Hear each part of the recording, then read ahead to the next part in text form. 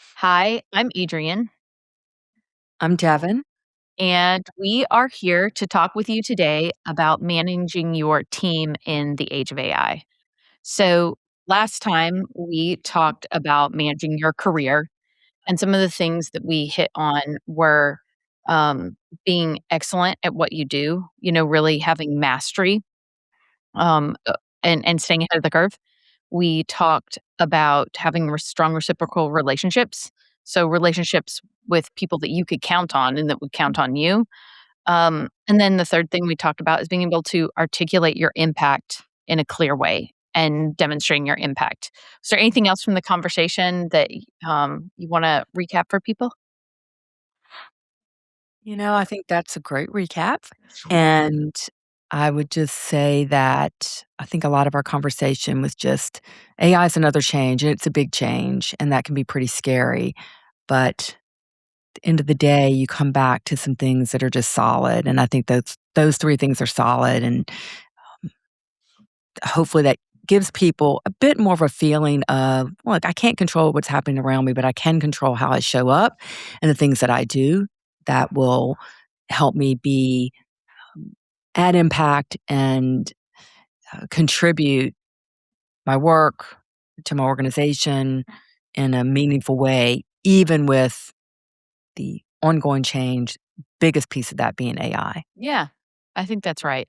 One of the things I remember you said is you can the portability of career, right? Like you can take it with you. It's not stuck to a single organization. So today we're going to talk about managing team. Before we dig into that, I would love if you could. We're going to do an icebreaker, my favorite thing. Tell us one way that you are using AI right now.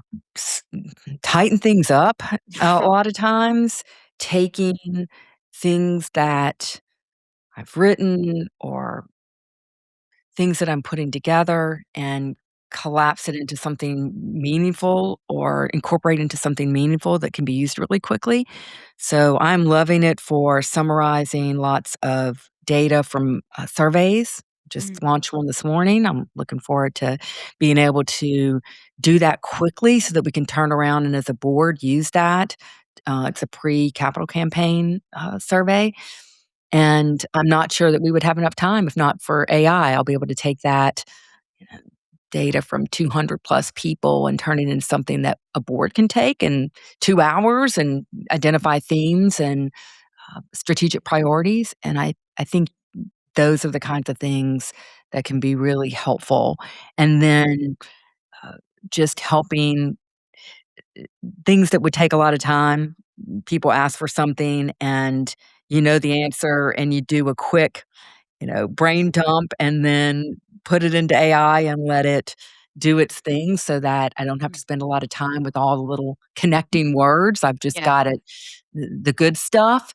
It, yeah, it can take the good stuff, embed it, and turn it into something. So those are a couple of the big ways I'm using it right now, and I realize that that is nowhere near what it is capable of. But those are the little things that help me every day. yeah. I love that example.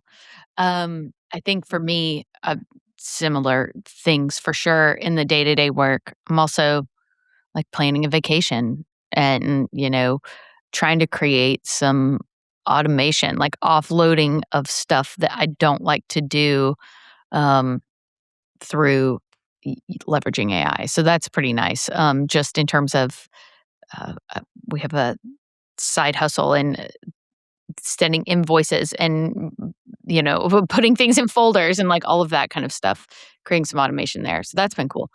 um okay, so then let's dig into how teams can thrive in the age of AI. So one of the questions that I keep hearing in coaching conversations um, is not really about necessarily the tools or the technology, but really about like, how do I build my team for the future and how do I lead my team into the future when I don't know what the next 2 years is going to look like? And I'm curious, what are your thoughts around that? I'm seeing teams already hold off on hiring because they're not sure, is AI going to replace this job? Should we backfill it? Is it the right job? What are some of the questions you hear people asking, and how are they navigating this current moment? I think the big question right now, a lot of people are still just at the beginning when they're really trying to figure out how they should be using AI. I mean, I still feel like I'm having on the ground plenty of conversations where I'm saying, "Are you using AI for that? Are you using AI for that?" So it doesn't don't think it's fully hit. I think that organizations are also trying to figure out how to incorporate it, right? Should we, um, get everybody access to certain AI Different tools. Yeah. tools? So, I think then the bigger questions come. I think that that's when the scary part starts. Once those things happen, what does that mean for us? And I don't think people know. So anytime you don't know, you're scared. Yeah. Um, so helping a team through that, I just had a conversation the other day at a credit union, and you know, she was asking her team to do something for a customer or member. We should be doing this, and she could see knew that it was doable, but could see that person, this leader, panicking a little bit because she felt like the change would mean that it would impact her people. Mm. And I think that's always scary. So as organizations go down this road, I think team leaders, I mean, it starts with the team leaders, they've got to think about AI and what that's going to mean and what that will mean to their people. But I think if you're doing the right thing, you've just gotta figure out where do we need to go, and you figure out the people stuff later, and you help your team through it. I think there's gonna be so much that we can do that we haven't done because AI can help. I Yeah. mean, I think all those projects, even around here, what are all the projects that we wish we had time for, and we never get to because 'cause we're in the minutia, and that's the way I think about it. It's like, AI can help us with all that, so we can do really cool things, and we can do the things that sit on the back burner, and we can get there faster. Yeah, I love that analogy. I think about 2 things. One of the things you said is, people are slowly rolling it out, and I think because the labor market is kinda stagnant right now, like, I know a lot of people that are interested in looking. A lot of people are kinda staying put in jobs right now, like, it feels uncertain, and I think that stagnation is not giving people a lot of insight into what competitors are doing or what other people are doing, so I don't know that everybody has visibility into how other teams are using AI, and I'm seeing some teams really accelerate and use it across the board. I'm working with one client who's like, I'm getting rid of project managers." She's like, I've built, a whole automated system for our project management, and we don't even need them anymore." I think that's an overstatement, right? But there's that end of the spectrum, and then there's another team I'm working with that's just now rolled out enterprise ChatGPT. So they've gotten ChatGPT access for their entire organization. And so I think that spectrum is broad and wide. The other thing I think about that you said is I do think people are treating this like a technology problem, and a lot of times it is a leadership and a change management problem. And where I'm seeing failed adoption or slow adoption, like it feels so obvious from the outside looking in that people aren't ready emotionally for the change. I'm thinking about your blog and, you write about we have a leadership design problem, and I think that's what you're heading towards with what you just said. You know, what does it look like from a design standpoint to have an organization, a team that's ready for this? Yeah. And because there are 2 things. Are we ready for AI from to use it, to have it in our organizations, but do we have the systems, the structure, the kind of communication and the way teams need to work set up? And I think what you were saying is we kinda don't. So, Right. yeah, Yeah. maybe you could talk a little bit about that. I think one of the biggest things is decision making. When you think about traditional organizations, they're extremely hierarchical. We work a lot in petrochem and healthcare where hierarchy is critical, right? There's clear decision rights up the food chain, down the food chain is how things are talked about. Information is often siloed. And when you're going through, I think, broad technology transformation, but especially AI, where the pace of getting work done, like you just said, you can get so much more done. You can get to all those new projects, but also translating information, synthesizing information. Somebody can have that in their hands in a moment. Wha How do you change the way the information flows up and down and across the organization? How do you think about decision making in a world where things are moving a lot more quickly without creating bottlenecks. I think some of that shifting is what's going to have to happen to, I hate to call them like legacy organizations, but traditional hierarchical organizations. Yeah, I think the very nature of the environment we're in, right? Because if we bump this up against the environment we talk about, which is high change, uh, chaos, a little chaos, then you say, well, we have to be able to move fast to meet the change and to meet the market. And to do that, how do you move fast? AI can help you move fast, Yeah. but there also has to be all the other things that can move faster. When you have an organization where you've got the slow move up and down, right? Inherently, you can't that doesn't match what AI can do for you. So that's why you've kinda gotta close that gap that you talk about, the readiness gap, around the people Yeah. and the systems, the old systems that we've created for decision making and communication and problem solving. Yeah. So when you look at, you know, I'll call it like industrial era model, which is like predictability, scaling through consistency, clear hierarchy, leaders expected to have the be all end all of knowledge, right? Valued for expertise. Guess what? Expertise is like kind of irrelevant right now.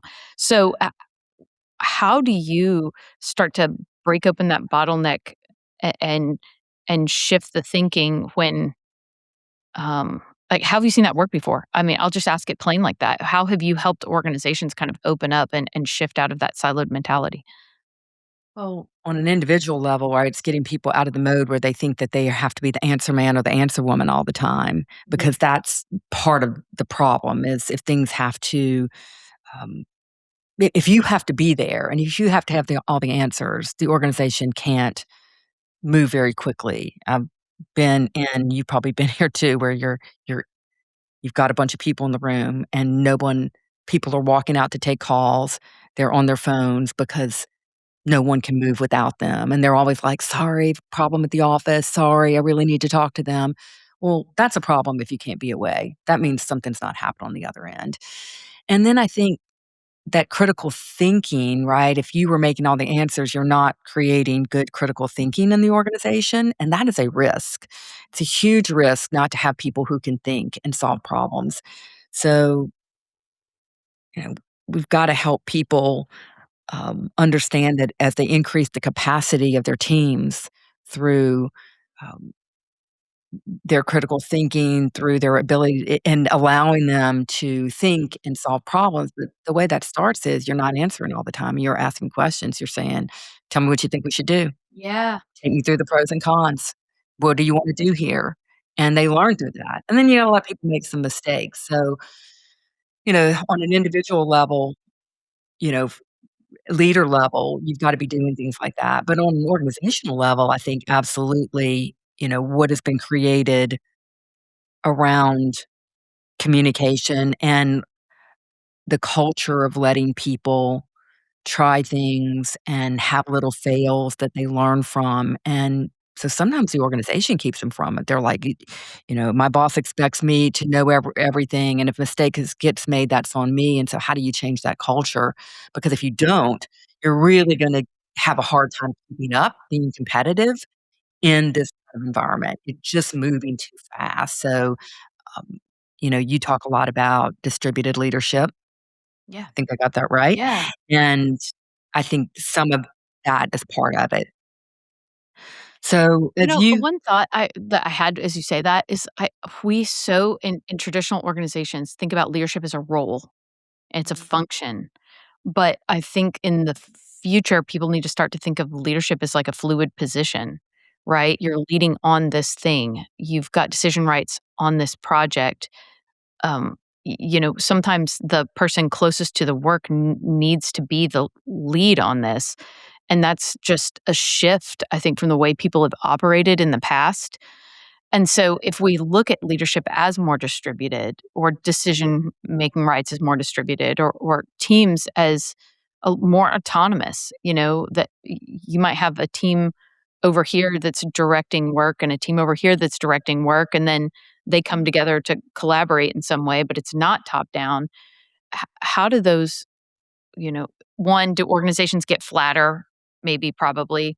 I think I think organizations absolutely get flatter. I think you've gotta have so, in a traditional leadership development model, you've got, okay, hey, you're an individual contributor, so you should have really good technical, clinical, functional skills and be good at what you do. And then you get promoted, maybe you're a manager of people or a supervisor of people, and now you've got to have some people skills and you've got to be able to communicate and delegate and um, you know, lead on goals. And then at the executive level, it might be more strategic and political and um, innovation and where we're going. And what I see is that we're looking for all those things earlier. What that means is that people have to be in the know quicker. Mm. They are getting pulled into things. And so they've got these opportunities to work with lots of people and to increase their business acumen, um, and to be part of things sooner. And so I think you've got to create an environment that can happen. When we think about leaders and we think about teams and we even think, like a sports analogy, Adrian, so sorry. But, the coach or maybe the leader, prepares the team. But what they count on is that when that team's out on that field, that they're making some of those decisions. And leadership comes from lots of different places. It's not just maybe you know, if you're talking about football, it's not like just the quarterback, like everybody is leading at times and stepping up and stepping back. And sometimes one person has a greater role in the moment, depending on what's happening, and a lesser role, depending on what's happening on that field or on that court. And so I think truly it's an opportunity to have a real team dynamic. Great teams have leaders throughout at many different levels, leading at many different times in order to be responsive to what's happening on the court or the field. So, I you love know that. I love that analogy. It reminds me of you've heard me say this, the Stanley McChrystal quote from Team of Teams, moving from chess master to gardener. Like, Yes. instead of being the chess master controlling every piece on the board, how do you create the conditions for people to thrive? Moving from command and control to creating the environment and cultivating the conditions for leaders to thrive. But what I really like about the team analogy is that it's the expectation that everyone is operating at a bar of excellence, right? You can't have weak links on a great team. And was listening to a podcast the other day, and one of the things they said is that the majority of people have never been on an excellent team. And that, like, crushes me to think about, because so many of my formative leadership experiences come from having very high standards of excellence, not only in competitive play through gaming, but also being on a really high performing team where we had a leader that had clear expectations, high bar of excellence, clear metrics for success. And if you've never experienced that environment, which this podcast was saying that the majority of people have not, how do you create those conditions? So I'm curious what you would say to that, someone who does love sports and think about that kind of coaching mentality. Often when I'm doing workshops and we start talking about teams, I'll ask, when was the last time you felt like a team? Or Mm. when's the last time you felt like you were on a really great team and what made that team great? And, there are a couple of things that come from that conversation. And it's interesting because some people will say sports and some people say work teams. But there are a lot of parallels in kind of what people come up with. They said, well, we had a really clear vision and really clear goals. And so we were kind of all knew what we were working towards. And, you know, we we were creative together and we spent time together and we celebrated together and everybody on the team was trying to get better. Like there were, things and that's true of sports and of work. But um a really interesting thing was after Katrina, which if anybody's familiar with, I'm sure everybody's familiar with Katrina, in New Orleans. I would ask that question at workshops, and after Katrina, and a really interesting thing happened that kinda blew me away, and that was that I would ask the question, "When's the last time you felt like a team?" And I cannot every workshop, someone would say Katrina. It's really blew me away because I was like, "How could you name this thing that was arguably one of the worst things that happened to most people, so disruptive and so tragic and so many awful things about it." But what they were saying is it was so they felt so together in what had to be done. It was so clear to them, and people just kicked in and started doing what had to be done. They didn't wait for a leader to emerge. That was like people just came together and started doing what had to be done, and it felt even in the midst of tragedy, it felt like a team.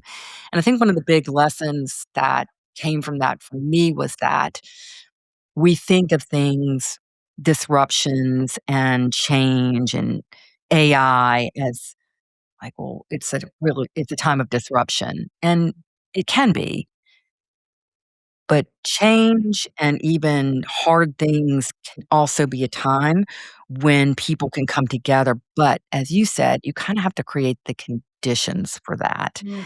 You have to not is there conflict or togetherness when these things happen? And that's part of what the leader's job is to do, or whoever the leader is at the time is, it is to create those conditions where people don't see this as because it can cause a lot of conflict, right? And so they really work to make sure that it's not just conflict ridden, but that whatever's happening, I think you can create space for people to come together around that by helping people see that they have a part in it and that they're important in it, and they can creatively we can do this together and we can figure this out, and all those things can be part of it. So, I'm Yeah, I not love sure where that. we started, Adrian, I but think that's that's the great. road I went down. I mean, so we've talked I think we've framed the problem really well. And Okay. so then how do you create those conditions, right? You're naming some of the things. But one of the things I think about is scaling for adaptability or agility instead of certainty. And so, like, how do you do that? I think there's a lot of fear right now that teams are going to shrink, that they're not going to replace headcount. What the early research is showing from HBR, Harvard Business Review, is that AI is actually creating more work for people. The volume of work is increasing because there is this expectation that you're using it to get more done, and they're constraining resources, right? I'm working with one, um, billion plus company that is nitpicking over headcount at every level. They are so focused on keeping CapEx costs down that they are, denying or not backfilling positions across the board in the organization. That's creating so much compression on these teams. And the answer has been just use AI to get it done. And so I think that that's going to default to some bad behavior, right? Not strategic. Like, just think about how you do it differently. In my head, it's look at what AI can automate or take off your plate or condense the timeline to do, and then think really intentionally about what tasks you replace that with. How do you take the steering wheel back instead of feeling like this is just work is running away with you? I'm curious about your thoughts on that. I mean, I 100% agree with you that AI will allow us to do more work and may mean that there are changes in the people that you need. That's always been the case, right? There are plenty of times throughout, the history of work where we've gotten automation, we've gotten new things, and it's changed work, and it's changed maybe the number of people, the skills that you need, what people do, how people work. And I do think there's a lot of wanting to jump on the AI bandwagon without really being thoughtful. And I think if we slow down and I mean, there's some things you should slow down for. And that is one of them. We have to slow down and say, okay, for us, where are what are the opportunities with AI?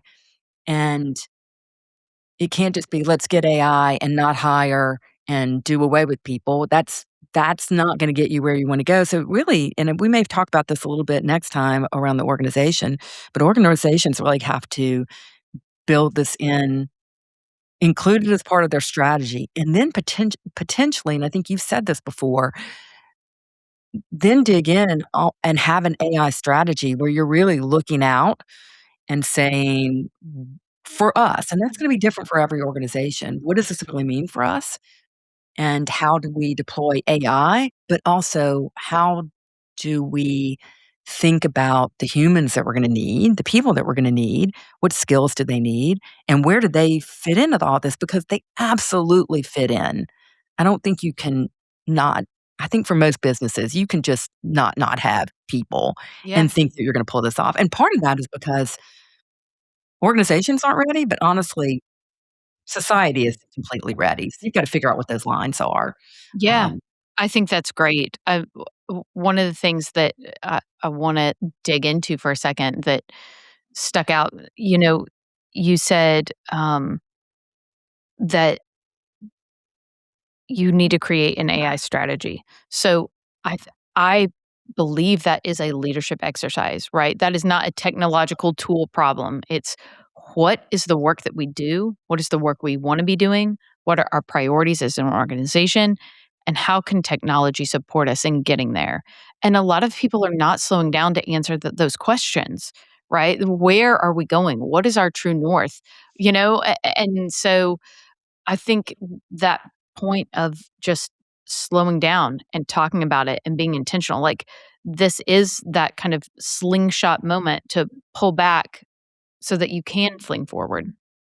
well, there's that saying, right? Sometimes you need to slow down to speed up, Yeah. and I think you've gotta take a beat, and what I'm seeing mainly is I talk to people and they say, "Yeah, I think they're getting ready to get us all Claude or ChatGPT, or we hired someone to come in and put something in place," and honestly, I don't even know most people still don't know why they're getting their subscription or what this organization's actually gonna come in and do for them to incorporate AI because they haven't done that part you just talked about. Right. They don't really have an AI strategy embedded in their broader strategy, Yeah. and I think it's like you said, where are we headed?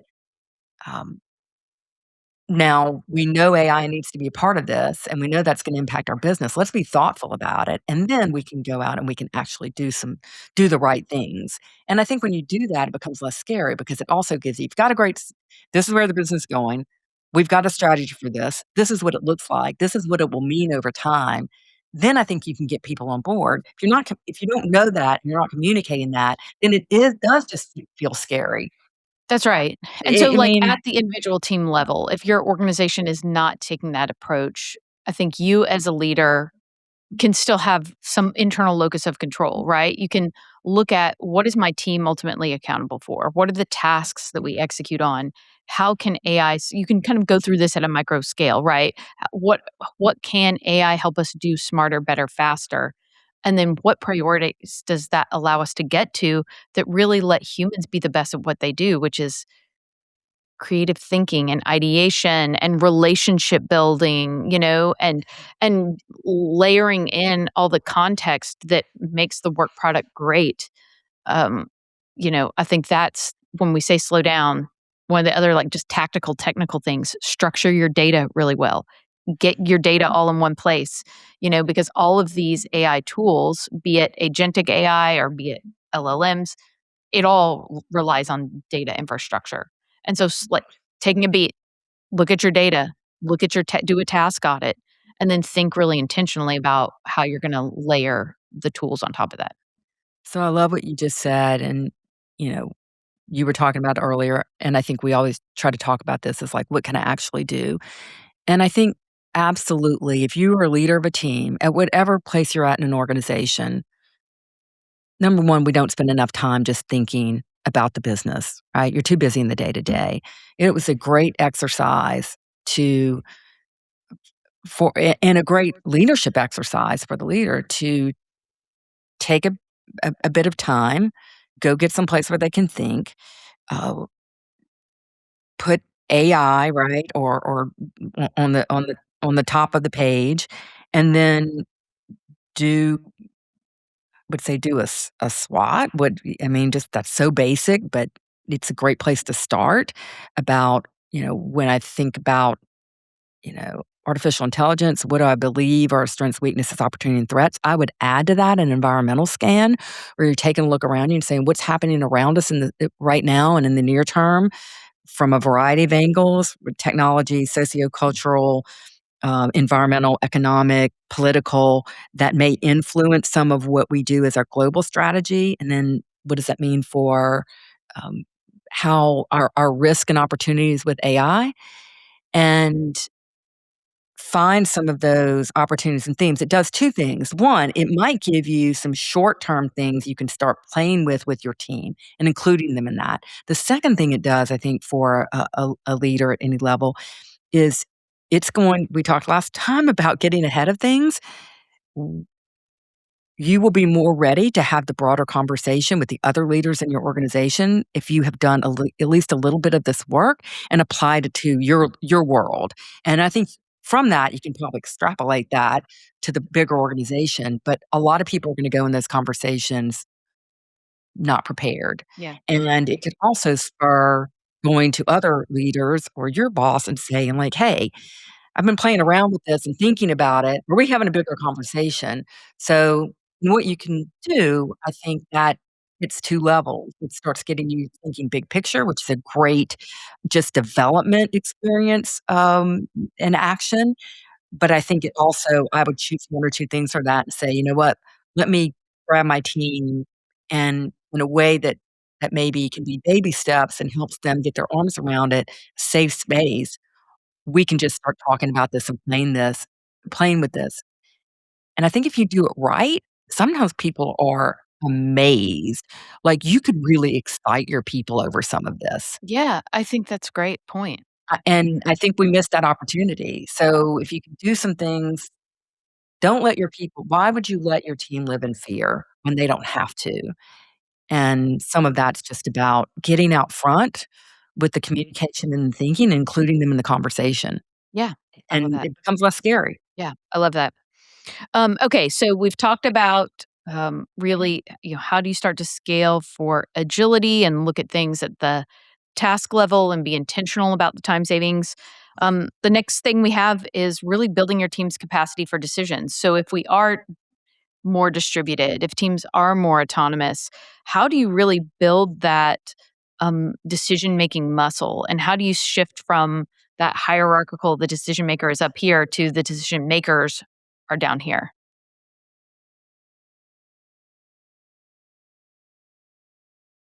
I think, 1, you've gotta your first step is to not think that you have to make all the decisions and start to have, different kinds of conversations with your people. So on a really basic level, it's when people come to you, it's asking them, and that does a couple of things. 1, it empowers them to come up with some of the answers. It also tells you a little bit about their thinking, and you need to know where they stand right now, um, and sometimes people have really great critical thinking. When you ask them that question, they, like, amaze you, and then you go like, "Absolutely, you're thinking about that just right, that's terrific." You also get to see if they're a little gun shy because I'll be honest with you, if you've been in an organization or on a team before where you have been shut down for and have to mother may I things, it can be hard for people that muscle has likely atrophied.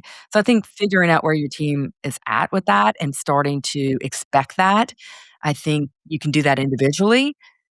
When people come to you with questions, turn it around and ask them. They're great questions to ask, which we talked about earlier. I think the other thing is at your meetings, uh, start bringing things to the team and asking them for input, and I think you've gotta be thoughtful about that because the same people that are very verbal will be the people that keep talking, Yeah. and so, if you know your team a little bit, you can say, "Hey, I wouldn't really wanna talk about this. I've got a couple of questions that I wanna pose at our next meeting, and I'd love for you to have some thoughts about that and wanna hear everybody's input," and then create space for all the voices. I think that's great. which is something that we forget to do, and so the same people end up in the conversation. So when we talk about how do you build capacity of the team, more people included, more people invited, more people having a chance to have input, and asking people their ideas, what they think should be done, and that's gonna give you a good feel of where your team's at, both in their critical thinking, but also in their comfort and how empowered they feel to be part of those conversations. So I think that's a really easy and good place to start that doesn't really cost you anything. Yeah. And then including them maybe in the path forward related to AI. So, right off the top of my head, I'm gonna think of more things, but right off the top of my head, those are a couple of things that are very easy to do. And we talked yesterday, and I wanna talk about that more, and you can just about general things you can do. AI is just a big change, things Yeah. we can all do to lead better in change. Yeah. Oh, yeah, through in, I wanna talk about that in a Okay, minute, but okay, go we'll ahead. come back to that, we'll come back Yeah. to that. Write yourself a sticky note. So sticking on the idea for now of decision making and getting teams better and more prepared to do it. One of the things I like that you said is, um, I think you used the word calibrate. You've gotta calibrate their decision-making ability. I love the statement, "Ask them to show their thinking," because that helps you understand how did they arrive at the decision. That will also oftentimes elucidate where are they using AI and where are they not. How are they using AI to help in their decision-making and it's productive versus how are they offloading their thinking and it's not productive. It makes me think about when I was growing up, my I did competitive sharpshooting, and one of the things that when you have a new gun that you're using is you've got to just get in some reps. You're gonna shoot, you're gonna aim, and you're gonna miss, and that doesn't mean you're bad at it. It's a new tool. You aren't calibrated to the machine yet, and so you go out and you do some practice rounds and you try get your reps in and you will literally see yourself getting closer and closer and closer to that target. And you'll hit it really close and then all of a sudden you'll be off again and you'll hit it really close and you'll be off a little bit less. And you do that enough over time that then you can almost hit it with your eyes closed. And I think that's what a lot of leaders are afraid to do is let people get those misses, let people get those reps. So how do you find those low stakes opportunities to take your shot and miss, but you recalibrate, right? It's not quite so Yeah. literal, but I love what you're saying there. I think we've gotta take a look and say, what is the culture of learning in our organization? And because learning means that I'm doing things and I'm not gonna be that good at first. No way. yeah. And also, if you're expecting the people to be as good as maybe you feel like you are, that's a trap. But the thing is that you're good at what you're good at in a changing environment. Who knows? Nobody's good at anything. So it's a great space to try things. And I love what you said. And look, if we go back to sports analogies, what do you do? Lots of reps, Yeah. right? Sharpshooting, the going through plays over and over again to get it right. So I think that looking at that's another thing a leader can do and say, what's the culture we've got here? And am I creating space for people to learn and try things and make mistakes? And is my team comfortable with that? And how will I help them get more comfortable with it if they're Yeah. not? You're Because we have a lot of cultures where it's not comfortable, where it's, oh, and then what does that do? That drives all the decisions up because everybody's afraid nobody to make wants a to make them right. Nobody wants to be in trouble. That's right. I mean, I think that's one of, like, the biggest shifts people have gotta make is you've gotta get comfortable with decisions being distributed, and therefore, you've gotta be comfortable with people making bad calls. And guess what? It's gonna be okay. And so how do you create the conditions, again, going back to the gardener analogy, the coach analogy, that people can get safe reps in, that people can, grow into the capacity to really play at a higher level? Yeah, well, that's gonna hit hard on all our control freaks and perfectionists out there, I right? know, I know. Because that's and look, who gets in leadership? A lot of control freaks and perfectionists, Yeah, right? yeah, And so, all right, going back to sports one more yeah, time, I'll challenge, a group, and sometimes it's around delegation, and I'll say, "Okay, coach's job to build a team that can take the field and perform. No matter how bad that game gets, guess what? Coach can't go out there and throw that ball or make that block or take that shot. And so if you think like that, then what can we learn from that? We can say, well, my job is to prepare a team that can be on that field and can perform and make decisions because I can't go out there. And what they have to be able to do for that is they have to do things. And guess what? Even winning teams make lots of mistakes, Yep. right? That game does not go perfect. Lots of stuff happens, but they're still getting to an end point. And so whether you think about it as the gardener or you thinking about a coach really building a great team that has the capacity to go out there and work together and win games, right? Or, grow, then I think that's a different way to think about how you show up every day. And your job is not to answer all the questions and do all the things, but it is to grow and build and nurture a group of people who can do those things. Yeah. And that allows the work to happen where it needs to happen. Um, I think that is such a good segue to our next section, which is talking about another place that I think gets perfectionists and control freaks really uncomfortable, which is bringing AI use out into the open. So, leading teams in this moment, I think there are two things that are really critical. One, you talked about the pace of change accelerating. You talked about how decisions are going to have to be made faster. Communication has got to be abundant in that scenario, right? People have to have access to more information. It's got to be less siloed. You've got to be communicating more. And I think that on top of that, early research, again from Harvard, is showing that you need to be honest about when you're using AI. And I think you are so great at doing this, of saying, hey, I let Claude take a run at this. Tell me what you think. We talked about an example with a client where, I said, okay, I'm going to send Claude a voice memo of these points as we talk through them on a phone, and I'll flip back the memo to you, making it clear where am I contributing versus where is the AI contributing, and getting people comfortable with that. But, how do you start to open up those silos? How do you start to open up communication and bring visibility to how people are using AI across the org? Look, I think that's gonna be a huge barrier because think about it. You know, it goes down the lane of the thing everybody's worried about, right? If I say I'm using AI, then they're gonna think, "Well, why do we need that? Why do we need him or her?" Because, I mean, they just did AI. I can do it in AI if that's all they're doing. And so it becomes a little bit of a, yes, we should be talking about it. Why should we be talking about it? Because it frees everybody else up to say, "Oh, yeah, absolutely, we should be using it for that." And so when leaders give permission, when leaders say, "Hey, I put this in AI and look what we got, and look what we were able to see. And by the way, instead of us taking a week to get this report ready for the board meeting, I did it in 2 hours.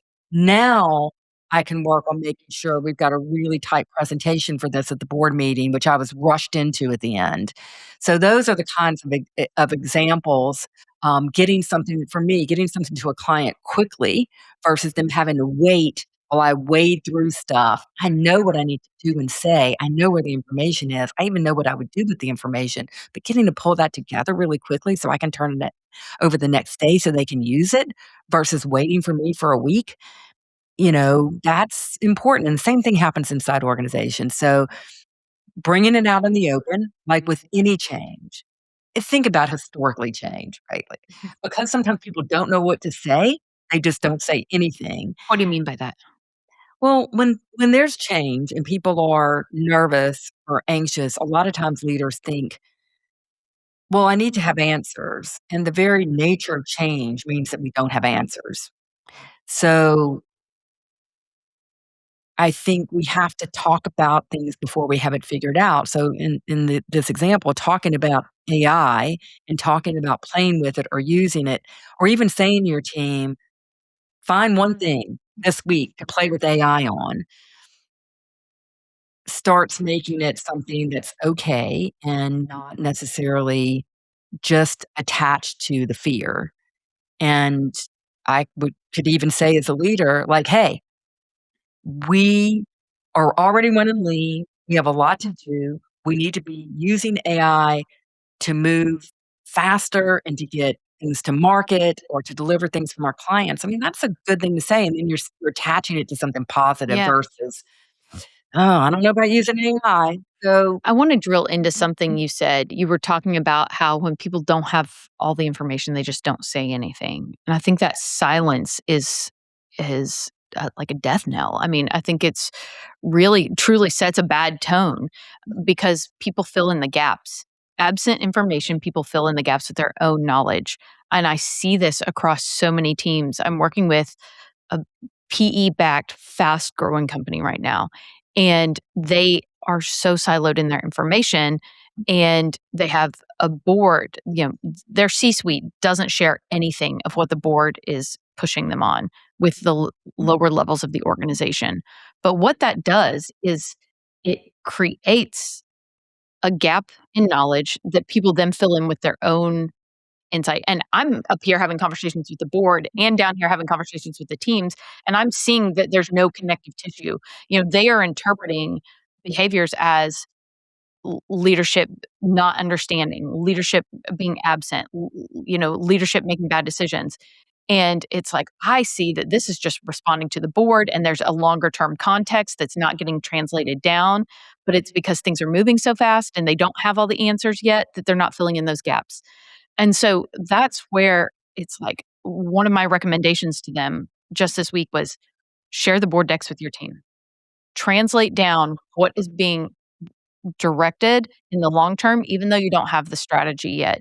If there's information that needs to be redacted, redact it. But the majority of the strategy should be pushed down into the organization, at least with your senior leadership, so they can block and tackle for you, right? Because they can't make informed decisions if they don't understand where the organization is going in the long term. and if you don't know where the organization is going, a lot of times you you lose your truly, we lose our best people when we're not including them and they don't know what's happening because they're like, "If I don't know what's happening, it can't be good." That's Yes, what that's people right. think. People don't assume positive intent. They don't. So, I wrote down something earlier, and I'm gonna say this, and then I'm going to talk just a little bit more about the communication piece. So, there was this idea, and we changed the language a little bit around here, right? We're gonna lead through change and lead our people through change, right? It was something like, we're gonna lead our people through change. We're gonna pull them through this change. And I think the idea of leading in change is everything this conversation today is about. But if we're gonna lead people in change, one of the big things that has to be done is we have to communicate, and we have to communicate whether we know or not, like you said, and be transparent about that. But it is okay to communicate what we know, but also what we don't know. And part of what builds trust is for us to be able to, in a variety of forms of and fashion, say, "Here's what I know. Here's what we're still trying to figure out. Here's what I don't know. But what I will tell you is when I do know, I will let you know." And helping people take action around what you do know, and also understanding like, "Listen, we don't know this completely, but here's what we do know, and we can actually move on that," or or, "This is actually telling us this." And I think people just rather know. And They would. I mean, as someone who has gone through multiple reductions in force, as someone who has led major strategic pivots, I was at one organization where I had 5 or 6 CEOs in 9 years. I mean, that's just change after change after change, right? And transparency was always preferred to making up your own narrative behind the scenes. yes. And I think if you're doing all the things we talked about in our last episode, then, change is just something that you're in and you are doing the things that are going to allow you to be successful in change. And I think the same thing can be true of teams. What are the things we can do that are going to help us be successful in the change that's happening around us?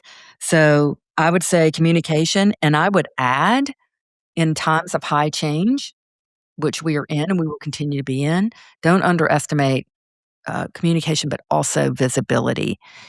And I think that's another thing that happens, right? When you don't know what's happening and when things are in flux, a lot of times people pull back, and partly it's because, "Well, I don't really know, and it's gonna be uncomfortable," and people have lots of questions, and if I make myself available, people will ask me questions, which I will not know the answer to, and you won't, and that's where that first part we said comes in, where you say, "You know what? I don't know, but we're trying to figure that out, and when I know, I'll let you know."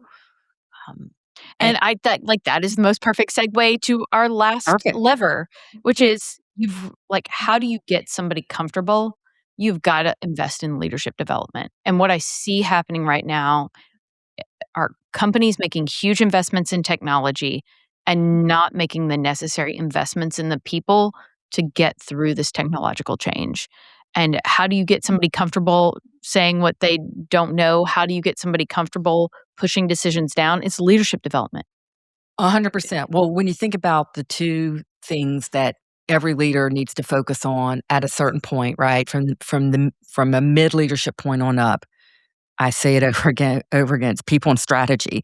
And AI and this change offers a huge opportunity for people to really when things are in flux, that's what you do. You focus on strategy and people, and that is your path forward.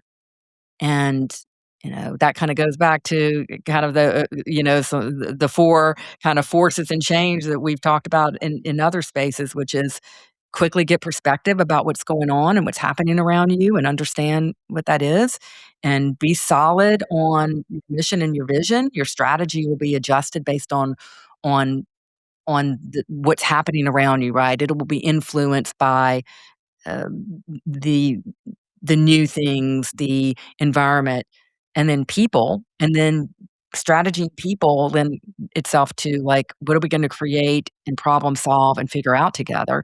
So those things kinda work together in change, and from a leadership perspective, it's it's your job to orchestrate all this and make sure that you're doing the work and doing the work with your people and creating that team that the individuals in the team can kinda thrive in a high change environment. What that makes me think about is I listened to a podcast the other day that was about the rise of AI work slop.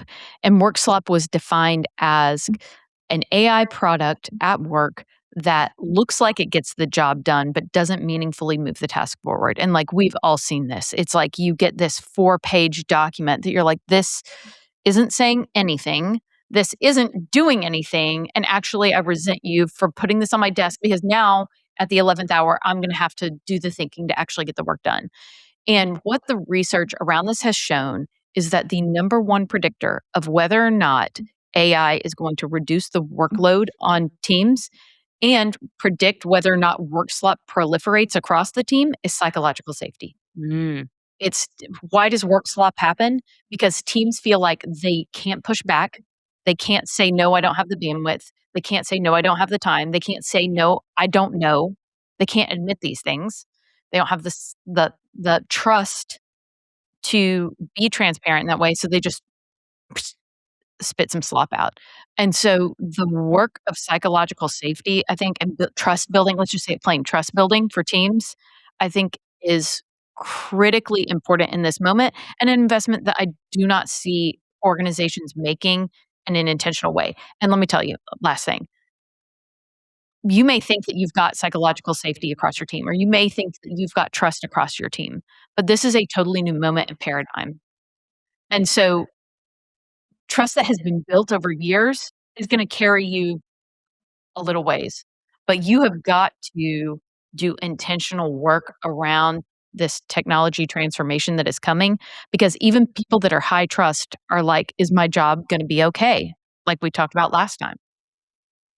Change will show the cracks in trust, and you've probably heard this before, but, there's the saying, "Change happens at the speed of trust," I love that.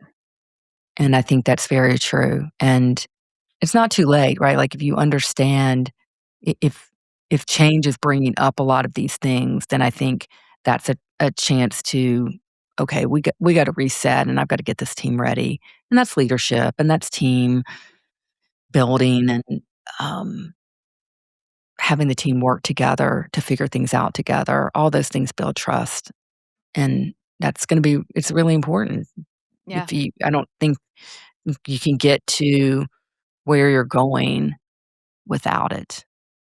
So, just to paint a picture for people who may not who want it said plain, in your experience, what does it look like when an organization is genuinely investing in its people through a period of disruption? Um, what are the investments that they're making? What are the things that they should be focusing on? What should team leaders be considering in terms of investing in their people? I think you've gotta know where you're going. So I think, I'd love to say, I mean, look, it absolutely starts with people, but if you don't know where you're going, then you can't do a good job of building a team and people.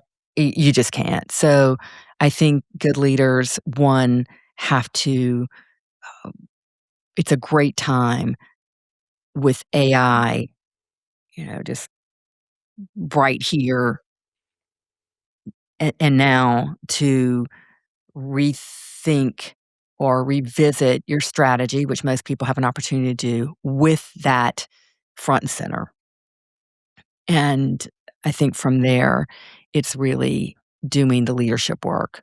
And the leadership work is, do I have a team that feels like a team? Do I have a member team where people can think and where they get to make decisions and they get to learn and they feel safe to do those things because it will take every bit of that.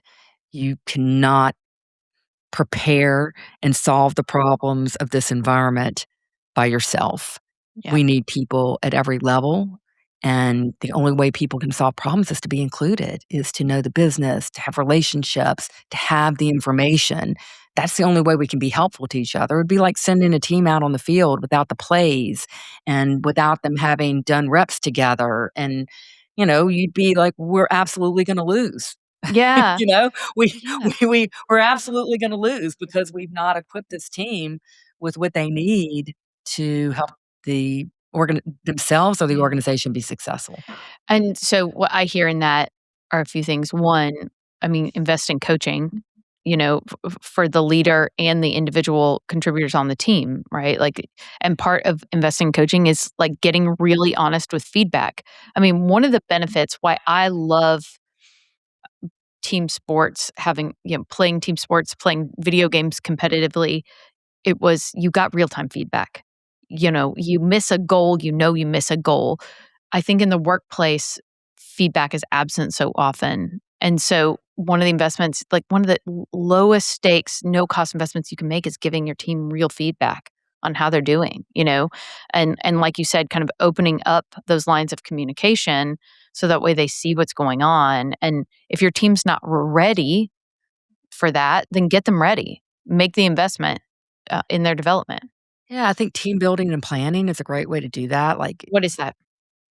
I see it, there's the team building piece, and I always add kind of like there's a planning component. So if you and team building can be a lot of things. It can be everything from like, we're going to go do the escape room or bowl, right? I mean, I think that's how a lot of people think about it. The way I think about it is something facilitated that allows people to understand themselves and others and identify the spaces where they can be communicating and more effective with each other. But I think there's also the planning piece, which is what do we need to be doing as a team that is going to help us be successful and drive our the goals or the things that we want to accomplish together. So to me, that is sometimes you've got to pull everybody in and do a set or reset.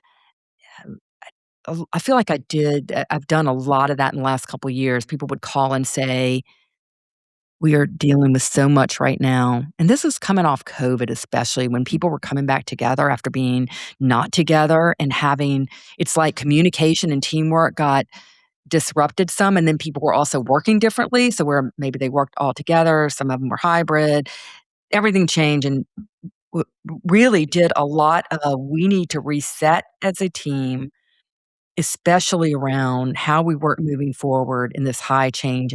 Things have changed, and we also we know we're in a high change environment, and so kind of a team building and planning that sets the team up for what's next and lays that groundwork and allows people to push off from a better place. And that's a chance for the leader also to reset and to reintroduce some maybe new ways of doing things. Because I'm not saying like some of these things we talked about today, people just either have not done or haven't done in the ways that we talked about. And so what's your entry point? Sometimes it is that. And then I think, coaching for leaders, and sometimes you just need help with this. And then coaching people on your team that really need the help to build the muscle where they need to build muscle for the moment Yeah, that we are in and will be in. love that. Okay, so let's wrap it up. Let's close it out.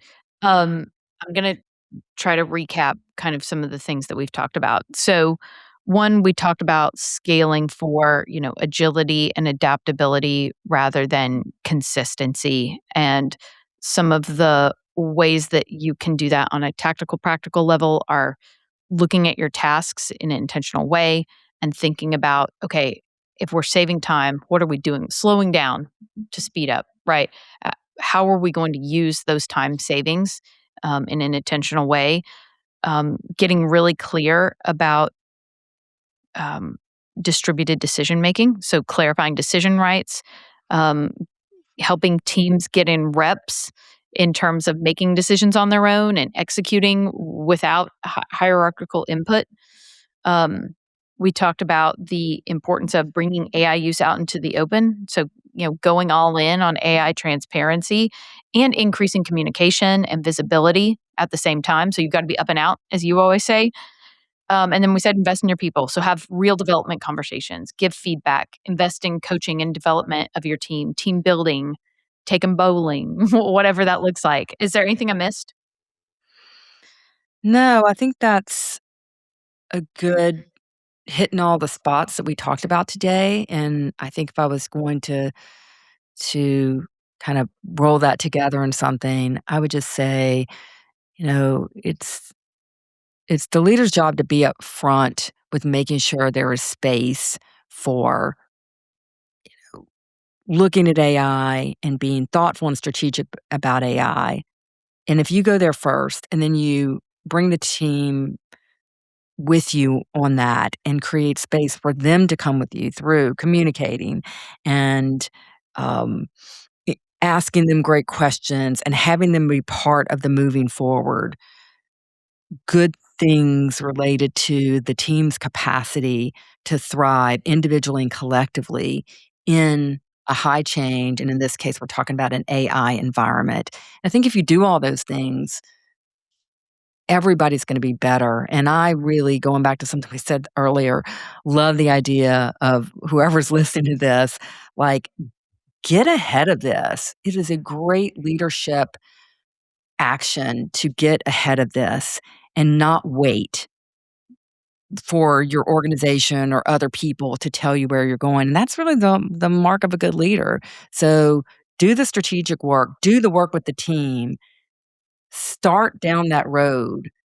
It is going to make you better when the rest of the organization catches up if they're not there, and it's gonna help your team feel like they can thrive, and your team will be more ready to add value, and you'll be more ready to add value. Yeah. So, if I could recap that, put a bow on it, what I heard you say is the best teams that navigate this are not the ones who are investing in the right tool or having the right tech strategy. They're the ones who are building trust, you know, developing the judgment of their teams, and really investing in their people so that they can level up and meet this moment. Yeah, just like we would say for the individual, I think it's the same thing for a team. Yeah, love it. So thank you all for tuning in. Um, you know, if any of this resonated with you, if you want to talk more about how you can make some of those intentional investments in your team, please reach out. Um, Follow us on social where we write about this more in depth. Sign up for our newsletter on our website. Get in touch. Next time, we're going to be talking about leading through AI at the organizational level. We touched on some of that today, but we're going to be getting deeper into it next time. So I hope you tune in, and thanks for joining.